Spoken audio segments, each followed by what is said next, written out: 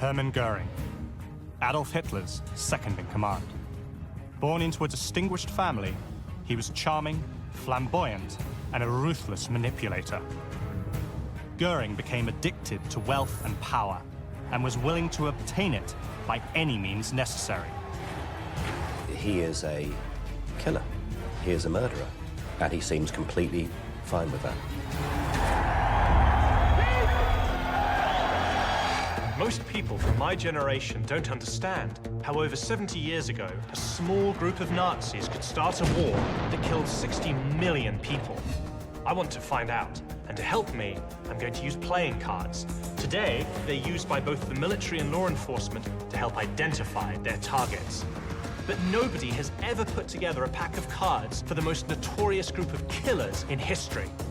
Working with experts, I want to know where each of these Nazis rank in the hierarchy of evil. My name is James Ellis. This is Hitler's Most Wanted. The thing that sets Göring apart from the other sort of leaders of the Nazi regime was the fact that he was a legitimate First World War fighter ace. He hadn't just served in the front lines, but he'd actually been extremely good at what he did. There's no doubt if the Third Reich had never happened, Göring would now be remembered as a bona fide German hero, and we wouldn't be talking about him in terms of evil. He was a decorated, dashing man of action, and that explains his success in World War I, his adulation, and it also explains his attraction to Nazism. I think there's sometimes a danger with Göring that we focus on this sort of larger-than-life character, but behind that lies this really nasty individual. But he's got grandiosity combined with a glib superficial charm, conning, manipulative nature, a certain level of cruelty underlying everything. Once you put all these characteristics together, that is getting much closer to what we would consider to be a definition of psychopathy, of the psychopath. So how did a revered fighter pilot of the First World War become a psychopathic war criminal in the Second? I've come to Germany to find out. So what is this aircraft? This is an Auto biplane. I'm meeting with Joshua Fink, a curator at the Flugwerft Schleißheim Air Museum just outside Munich. I want to find out more about Göring's life as a pilot. Göring started his Air Corps flying career in a reconnaissance plane, just like this one. How dangerous would it have been to fly one of these things then? Well, first of all, quite dangerous because the covering is only cloth. A special cloth made and painted with a special glue. The problem is that this glue is not very long water resistant. Okay, so it could fall apart, you mean, if it rained? Yeah. I couldn't imagine how brave you'd have to be to actually fly one of these things. I mean, I feel I could almost put my hand through it if I pressed on this hard enough. Göring had first enlisted in the infantry. He soon realized there was little glory in trench warfare and managed to transfer himself to the Air Corps. You've got to remember quite how scary it was being a pilot in the First World War. You know, it was an incredibly primitive form of warfare, incredibly risky. The death rate was appallingly high on both sides. The planes were so hard to fly that more pilots died during training than in combat. But combat itself was extremely dangerous. In essence, this was the dawn of the dogfight. If this was in a combat situation, you'd have people shooting at you, and I could see how easily that would be for this thing to come crashing to the ground if it was hit by anything. It has been their duty to fly and to go into combat. And on the other hand, I think that they have been brave and a little bit crazy. You know? Yeah. Yeah, I definitely could not have done that. No.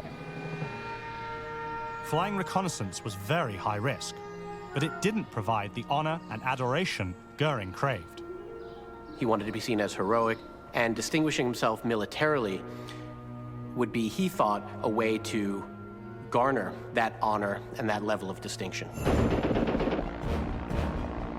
The way to gain distinction was by killing the enemy, so Göring transferred to a fighter squadron. Even a severe hip wound didn't keep him out of action for long. War suits some people, and Göring is one of those people who feels very at home on the battlefield or, you know, on the battlefield in the sky. He loves showing off, he loves being brave.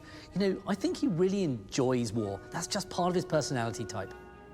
What I'm looking for is an aircraft that Göring flew at the end of the war, and I understand you have one here. It's just around here at the corner.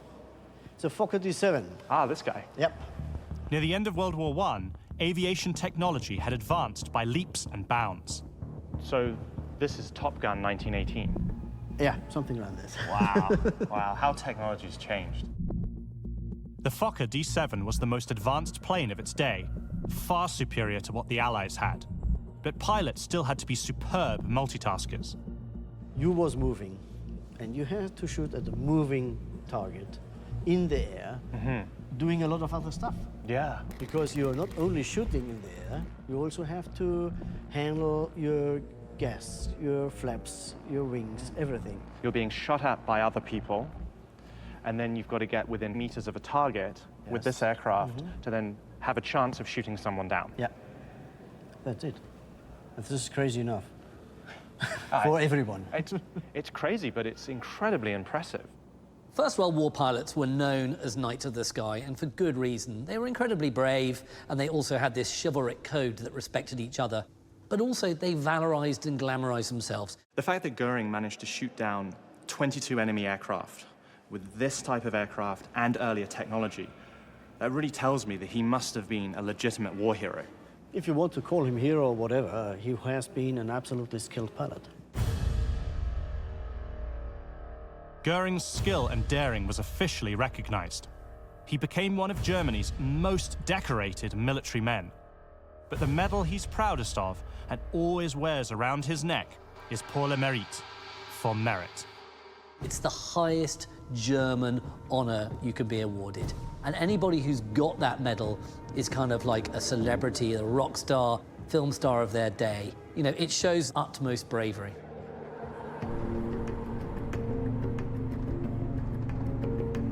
I want to find out how Göring came to be such a heroic figure. Where did his bravado come from? I'm in Bavaria in southern Germany, on my way to his childhood home. Göring was born in 1893, and his upbringing was anything but ordinary. I think this is it. Oh, check this place out. This is Castle Feldenstein, believed to be almost 1,000 years old, where his family lived until 1913. It's like a proper medieval castle. I feel like I've been transported back in time to the Middle Ages. Oh, it's just magnificent. I half expect to see an archer leering at me through one of the arrow slits, or even a man-at-arms in full armor up on the battlements. Wow. I'm meeting with historian Robert Giersch, who can tell me about Göring's time here. What would it have been like for Hermann Göring to grow up here? Ich denke, dass die Burg, dass die Wirkung der Burg als mittelalterliches Machtsymbol, dass ihn das fasziniert hat. Diese kühne Lage der Burg auf dem Felsen über dem Tal, das hat ihm sicher gut entsprochen. Here, Göring played at being a soldier in battle. His family didn't actually own the castle, but from an early age, he believed he was someone special. Göring, unlike many other senior Nazis, actually came from a distinguished background. But it was a family with a distinguished background that was maybe temporarily embarrassed. And so they often lived on the largesse of Göring's godfather, Hermann Eppenstein. Eppenstein also carried on an affair with Göring's mother. It's likely his mother's infidelity and his father's acceptance of it influenced the rest of Göring's life. We use our parents as models, and so that unusual familial situation could have struck him in an exceptional way. Göring had a tendency not to follow the rules very much. What was it about this castle that Göring liked so much? Gelände als, ja, vielleicht hat er sich als kleiner Burgherr gefühlt, war dann auch etwas Besonderes unter seinen Schulkollegen und mit seinen Mitschülern, die da unten im Tal wohnen. Das hat ihm wahrscheinlich auch einen besonderen, ja, Status verliehen. Göring's time at Castle Feldenstein shaped his idea of what a suitable style of living was or should be for a man of his station. I think it's absolutely fascinating that one of the most powerful Nazis grew up in a beautiful medieval castle. I mean, this thing is stunning, it's grand, it's situated in some of the most beautiful Bavarian countryside. I think being here and just seeing this thing, really, to me, it speaks volumes about Göring the man.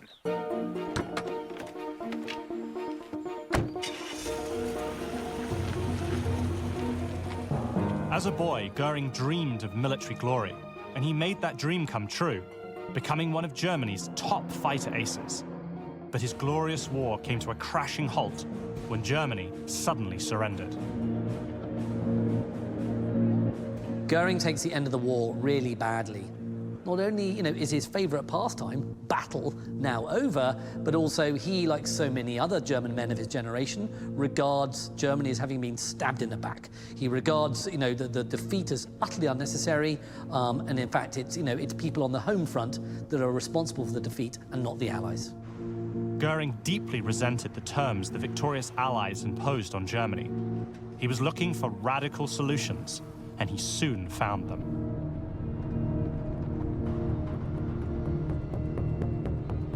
I'm off to the heart of Munich. It's where Göring met Hitler and began his meteoric rise to the top of the Nazi regime. The relationship between these two supremely powerful men was one of the most destructive the world has ever known. People were dying, and fascists as well as communists were marching with guns. Hermann Göring was a war hero and a war criminal. I'm on a mission to find out where Göring ranks in the Nazi hierarchy of evil. I've come to Munich, where his relationship with Adolf Hitler began. Wow, it really is beautiful. Like the space it offers in the middle of the city. I'm here to meet Michael Trammer, a photojournalist who can tell me about Göring's connection to Munich's dark past. He's brought me to Königsplatz, the scene of fascist protests in the 1920s. Why were far-right groups protesting here specifically? This place was used for far-right rallies due to its size. They understood themselves as fighting force against leftists. After World War I, Germany was economically devastated. Extremists on both the left and right were seeking radical solutions. In Munich, you have an attempt to set up a communist state on the Soviet model. And of course, that provokes an amazing backlash from people who are opposed to that form of government and society. It's another level of violence. You actually have guns being fired, people being killed for their political beliefs. For sure, I mean, those were armed fights. People were dying, and fascists as well as communists were marching with guns. It's here that Göring saw Hitler speak. It must have just been this incredibly powerful moment for someone like Göring that was interested in that type of politics. As far as we know, he just encountered Hitler in the crowd, and it must have been a stunning moment for him. So this is where it all began for Göring and Hitler. This place was the scene of a turning point in history. Göring later said of Hitler, "God gave the savior to the German people." Göring finds Hitler attractive because he is a brilliant orator. He clearly, is a man with zeal on a mission, and he seems to have the answers to all of Germany's problems, all encapsulated in this one very dynamic, charismatic personality. Göring, despite being a big personality himself, is completely sucked in and seduced by it. Like many war veterans, Göring was radicalized. We have much to learn about the individual characteristics that lead to radicalization. There is some evidence to suggest that low empathy, high impulsivity, low intellectual resources may contribute to some extent. The individual often has trouble fitting in, is trying to find their own identity. Today, radicalism is on the march again in Germany. So I know you're a photojournalist and you cover the far right. Do members of the far right today or neo-Nazis congregate here still? Yes, this is still a place of gathering because of the historical link. I can actually show you a photo from a rally in 2015. You have the group marching in the middle with their Pegida against the Islamization of the Western world banner. Oh my goodness. Pegida mobilizes through social media. it's drawn crowds of 25,000. One of its leaders once affected a Hitler mustache and haircut. They understand the history. They understand the significance of this place to the Nazis. So there's that connection between then and now, that they do the same sorts of things. It should be in people's mind when they see a picture of Pegida marching down this road, that this is the exact spot where fascists gathered before they took their power. Covering the demonstrations of the extreme right can be a dangerous business. I have been attacked just down the road at Karolinenplatz, for example. I was kicked once. So it sounds like intimidation is a major tactic they use. Well, yeah, it is intimidation. I mean, one of their chants is Lügenpresse, which means lying press, accusing the press of spreading fake news about fascist movements. And it is intimidating if you have hundreds or thousands of people targeting you directly as a journalist. That must be really scary. Being aware that it can be dangerous and that you are seen as one of their enemies is important, but I'm not scared doing my job. I think it would be the wrong thing to be scared. That would be giving in for them. Pegida is a far-right group determined to claim Germany for Germans only, not unlike Hitler's followers before them. Back in the 1920s, those followers, like Göring, would seek out Hitler at one of his favorite haunts. And here we have the Haus Neumeier. Ah, so this is the place. Yeah. Dankeschön. Danke. That's good. Buon appetito. Guten Appetit. We're eating pizza and sitting here talking just a few meters away from the place where Hitler and Göring met for the first time. It's really surreal for me to be at the place where quite possibly one of the most destructive partnerships in history started, and now it's this modest pizzeria. After getting to know Hitler, Göring committed himself to the Nazi cause, and Hitler immediately took him in to his inner circle. Göring was important to Hitler in the early days of the Nazi movement because there were certain members of the aristocratic and conservative establishment in Germany who had a lot of disdain for Nazism, but they saw Göring as a Nazi that they could respect and that they could work with. In the battleground that was Munich in the 1920s, the Nazis relied on an organization called the SA. The SA was the Sturmabteilung, or the Storm Division, and this was the paramilitary organization of the Nazi Party. Göring's first assignment from Hitler was to instill military discipline in this gang of thugs. In 1923, he and Hitler, backed by the newly trained SA, tried to take over the Bavarian government in what became known as the Beer Hall Putsch. It degenerates into a fiasco. There's no real proper command and control. People don't really know who's leading it. And it's Göring who really, tries to rouse these people to keep going forward. He is a real leader of men at this stage, and he's proving himself to be very good at it. I've come to the place where Hitler and Göring's attempted coup met its violent end. So this is the Feldenhalle. Yeah, this is the Feldherrnhalle, Field Marshal's Hall at Munich Odeonsplatz. So what happened here then? Well, in 1923, Hitler and 2,000 men marched towards the War Ministry that is down the road. Right. And they were crushed and stopped by Munich police. There was a shootout. 15 of the Nazis were killed. Göring was wounded here with a shot in the leg, and he was carried away by comrades to get him out of battle. And Hitler, after that, was convicted to jail. Sustaining an injury for the cause put Göring very high in Hitler's esteem. But after the failure of the coup, Göring fled to Sweden. He'd been given morphine for the pain from his wounds and became addicted. In addition to his morphine addiction, there are questions about Göring's mental state in those years. He was committed to a Swedish institution, he said, as for treatment for his morphine addiction, but it's possible that he was there for mental health reasons. Göring was so violent he had to be confined in a straitjacket. But he managed to kick his addiction, temporarily. Hermann Göring was in exile for 4 years. When he finally returned, he inaugurated the Nazi reign of terror. It began in Berlin, and that's where I'm headed. Here they tortured political opponents. It still causes me shivers. In the 1930s, Hermann Göring was a rising star in the Nazi Party. I've come to Berlin on my mission to find out where he ranks in their hierarchy of evil. So where are you taking me? So James, we are now looking at the foundation of the headquarters of the Gestapo. I'm meeting with historian Stephanie Fischer to find out how Göring used the feared secret police, the Gestapo, to climb to the peak of power.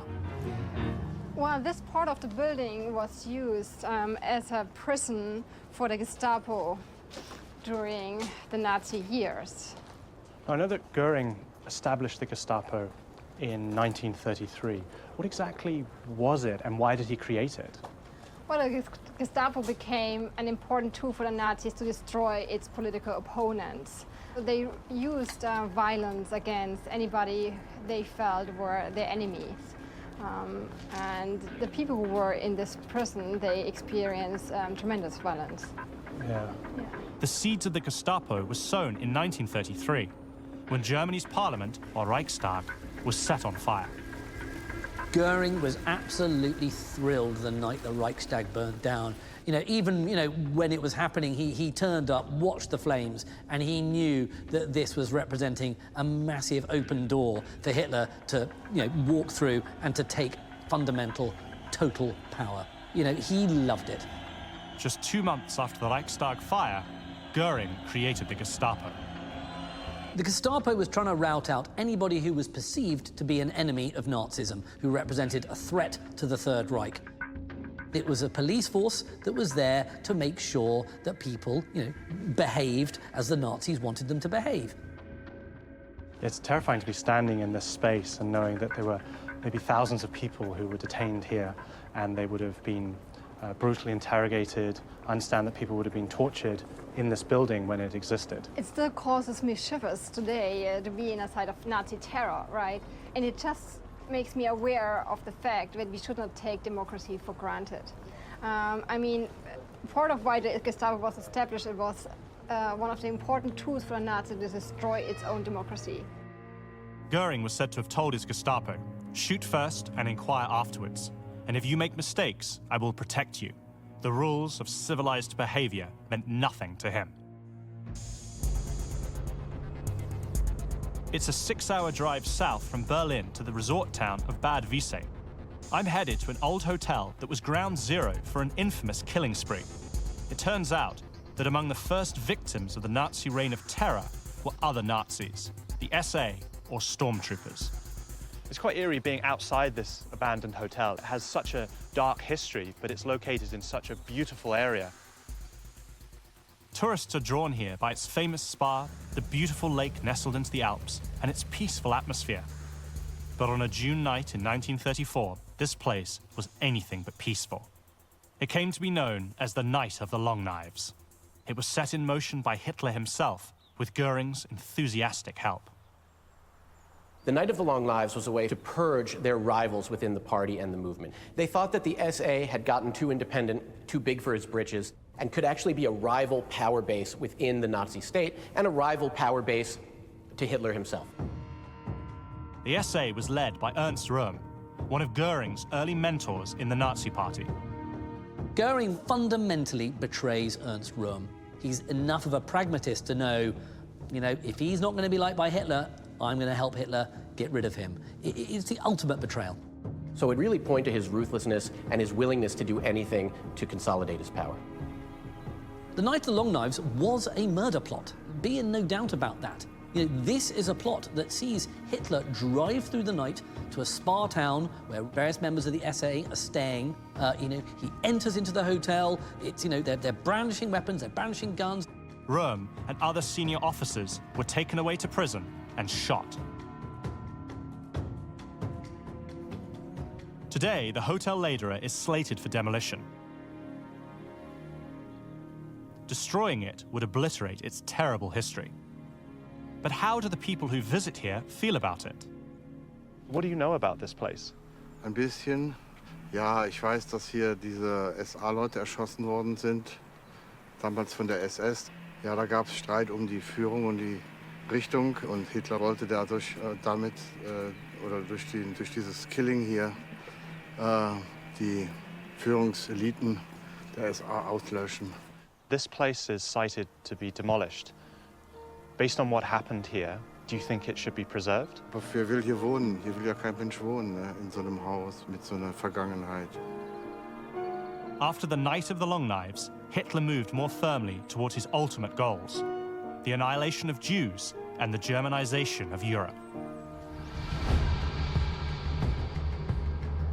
I'm headed back to Berlin. I want to find out how Göring helped Hitler achieve his terrible aims. He is a killer. He is a murderer. And he seems completely fine with that.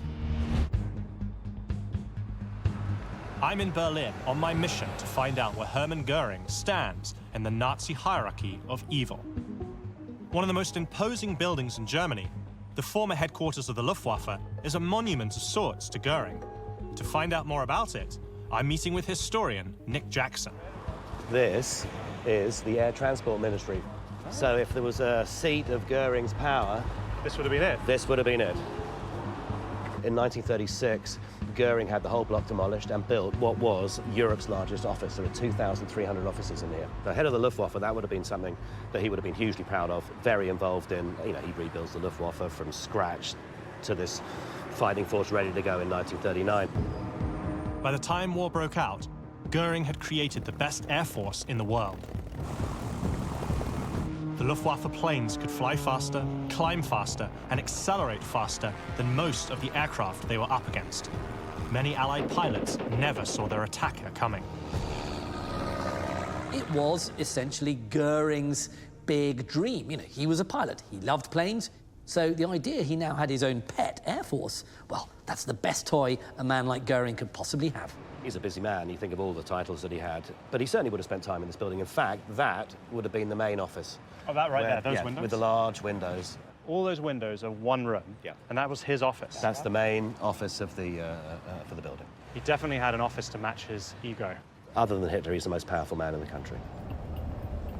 Throughout the 1930s, as Göring's power increased, so did his taste for the good life. He was developing a hearty appetite for all of life's pleasures. This looks like a good place. Yeah, let's go here. Nick is taking me for a Göring-style meal, where I hope to find out more about Göring's character and how he helped Hitler achieve the Germanization of Europe. It's funny, when I think of Göring, I think of this fat buffoon dressed in an absolutely ridiculous uniform and indulging in excessive opulence. He was clearly a man of many appetites. Definitely. I mean, you can see by the size of the man that he was a keen eater. I think that would have been something that was very important in Göring's life. If Göring was sitting here with us now, what would that be like? I think he'd be doing most of the talking, and he would have eaten all the food. He's a very dominating character. I mean, it's all about Hermann. He wanted the attention. Yeah. You know, sort of standing on top of the mountain, higher than everybody else, and everyone would look and think, that is a great man. He takes vanity to a whole new level. Definitely, definitely. I think it's probably fair to say that in every aspect of his life, he was extravagant and boastful and completely over the top. But also perhaps the most likable of the Nazis. But always in the background, you've got that cold murderer, a man who is deeply involved with horrendous Nazi crimes. The crimes against Jews are the most well-known Nazi atrocities. They began in the 1930s, when persecution of the Jews was official Nazi policy. Before the Holocaust, there was Kristallnacht. Kristallnacht, Night of Broken Glass, was a night of coordinated violence against Jewish property and Jewish people throughout Germany and Austria. Synagogues set on fire, stores looted, and people rounded up and sent to concentration camps. Göring, with his boundless greed, did not actually approve of the destruction of property. In fact, with Kristallnacht, he would have preferred killing more Jews, but preserving some of the valuable items and objects and buildings. He actually told the Jews that they should pay for the damage themselves. I mean, that shows you quite how revolting a specimen he was. Kristallnacht was only the beginning. Göring was responsible for the order to organize the practical details of the Holocaust. In 1941, Göring signed a memo authorizing the coordination of the so-called final solution to the Jewish question, the systematic extermination of Jews. Göring's memo authorizing the coordination of mass extermination is a huge step of the development of Nazi policy from persecution to genocide. The Holocaust has many fathers, but Göring is one of the most significant of all these figures. What's so sort of especially hateful about Göring is that he's not a kind of virulent anti-Semite at heart. He's carrying out anti-Semitic policies in order to advance his own political career. The fact that he would be willing to be a part of these atrocities simply for personal gain is truly terrifying. I feel you could be almost disarmed by Göring's eccentricity, that he's this larger-than-life character. He's involved in all these ridiculous excesses, but he was an evil man. He is a killer. He is a murderer, and he seems completely fine with that. Göring's willingness to do anything for Hitler made him indispensable. But in 1939, Hitler revealed that he planned to invade Poland, and Göring tried to talk him out of it. Why was he so against Germany starting the Second World War? If Germany loses, he loses all of the power, the houses, the uniforms, the glory, the medals, the position that he'd worked so hard and so ruthlessly to achieve. The most important thing for Hermann Göring was Hermann Göring. Hitler ignored Göring's views and declared war, but named Göring as his eventual successor and Marshal of the Empire. It was the latest in a long list of titles Göring accumulated. He collected them like others might collect autographs. The more, the better.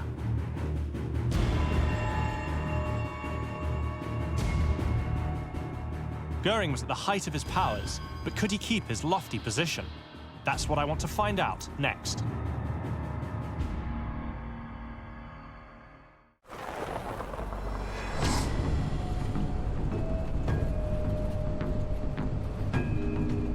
I'm 70 kilometers north of Berlin, inside one of Europe's largest nature reserves. It used to be the site of Hall, Hermann Göring's vast country estate.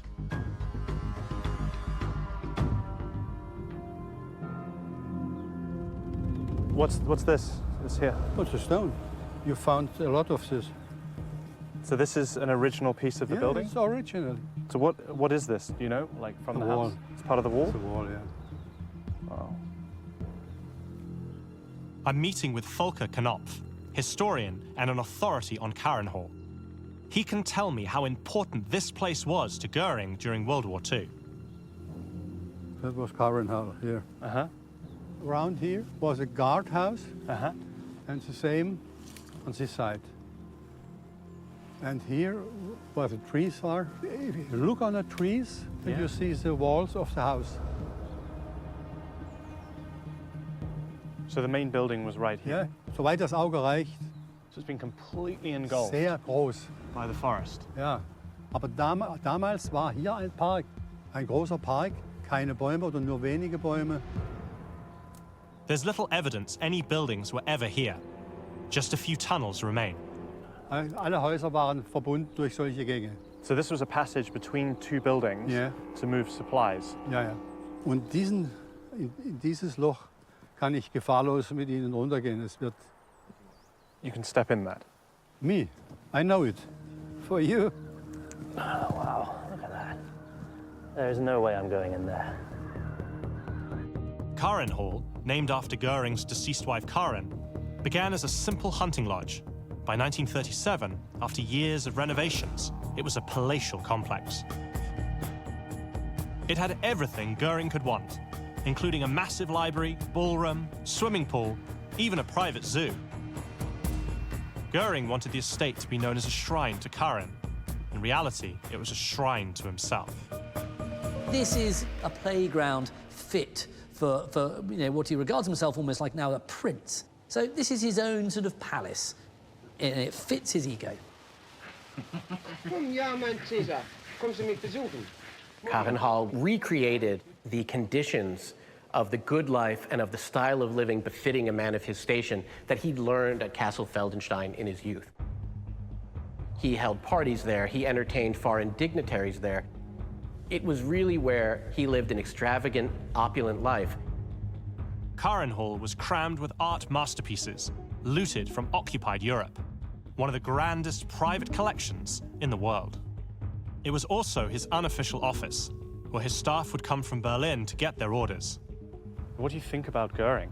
War das joviale Gesicht des Nationalsozialismus.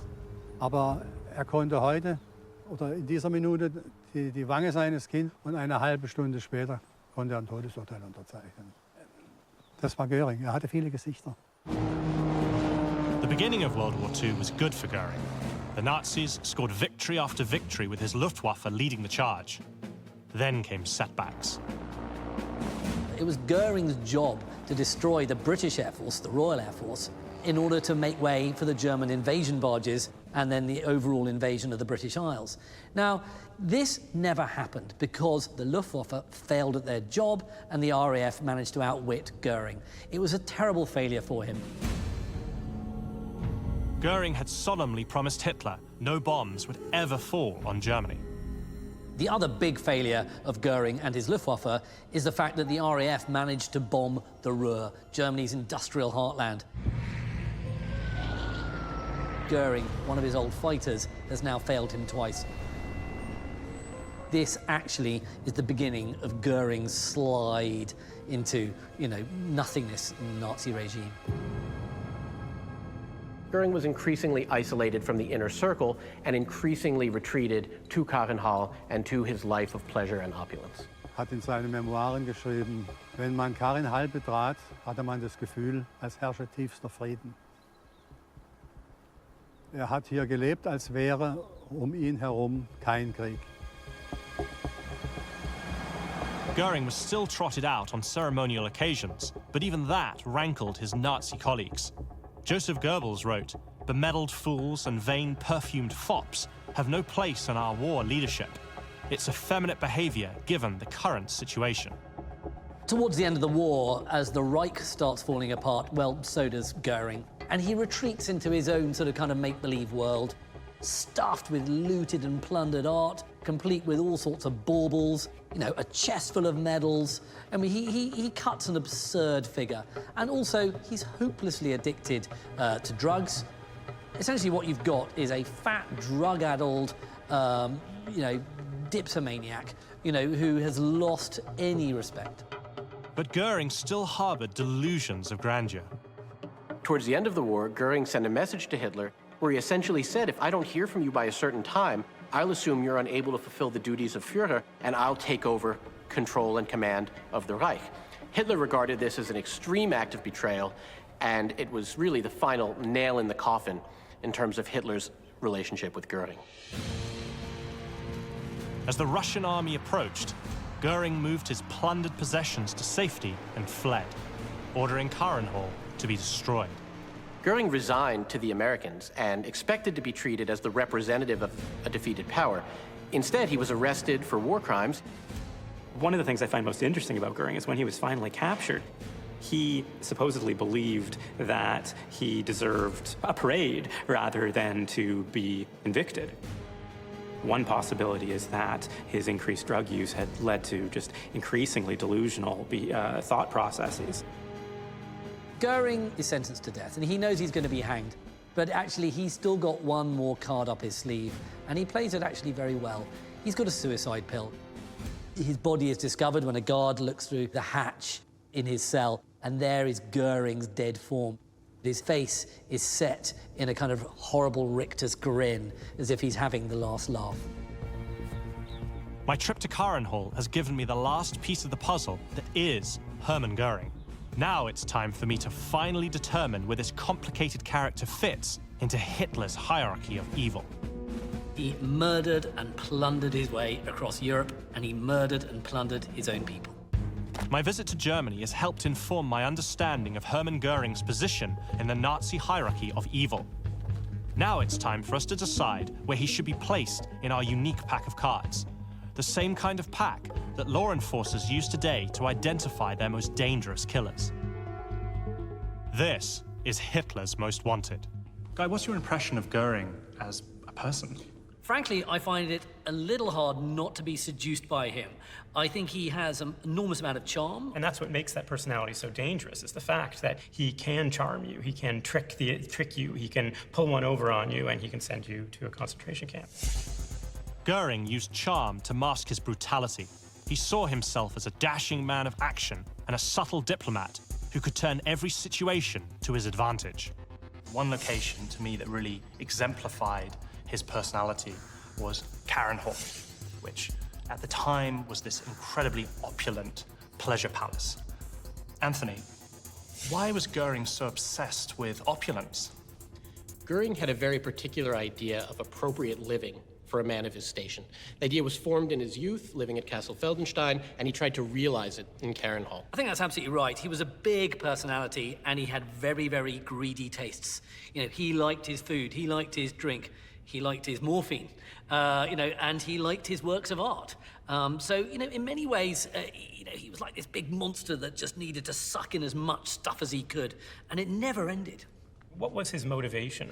I think, in absolutely succinct terms, he was a thief. When he got a chance to aggrandize himself and enrich himself, he took it. Göring killed innocent people to maintain power and the wealth and luxury that came with it. He was ruthlessly ambitious, undermining rivals on his climb to the top. I think there's sometimes a danger with Göring that we focus on this sort of larger-than-life character, but behind that lies this really nasty individual. Immediately after Kristallnacht, Göring sets to work coming up with ordinances to dispossess Jews, strip them of money and of assets. So we really see that nasty scheming in the service of Nazi anti-Semitism right in that example. For Göring, anti-Semitism was a practicality. He wasn't actually, I don't think, a convinced anti-Semite. To some extent, that makes you wonder, it makes me wonder, why is he doing the things he's doing? He's doing them for personal gain. He really is using the atrocities as a tool. To some extent, that, to me, suggests a greater evil. So what I'd like to do now is figure out where Göring ranks in the Nazi hierarchy of evil. So Matt, if you want to go first. Well, I think psychologically he's up there. I give him a 4. Anthony? He was central to the early rise of the Nazi Party. He was central to remilitarization. He was central to the early successes in the war.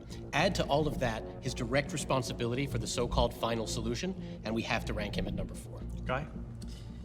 I'll put him at 4 as well, because he murdered and plundered his way across Europe, and he murdered and plundered his own people. So you guys have a unanimous consensus, and based on my experience exploring his story in Germany and our discussion here, I'm going to agree. He is number 4. He is the ace of clubs. 4th in the Nazi hierarchy of evil, Hermann Göring had a hand in almost all of that regime's crimes. He bears enormous responsibility for the horrors that befell millions of innocents.